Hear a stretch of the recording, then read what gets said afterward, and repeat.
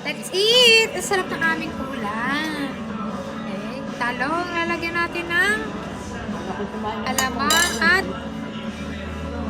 yan. Tapos dito ang kanin.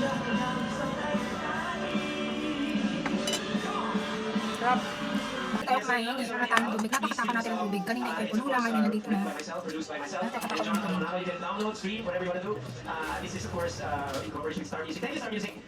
Tapos dito, kakain tayo sa sopas. Tapos naman natin lumantak ng kanin, tsaka okra, tsaka talong na may alamang.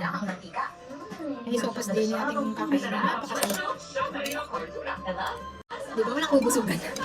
Sopas naman. Tapos mamaya merienda na naman. Kain! Lagi kayong magpasalamat araw-araw.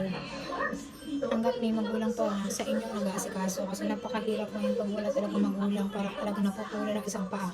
Kaya lagi kang mag-thank you sa mga blessings na tatanggap mo sa ating pamilya. Malaki yan. Busog ka.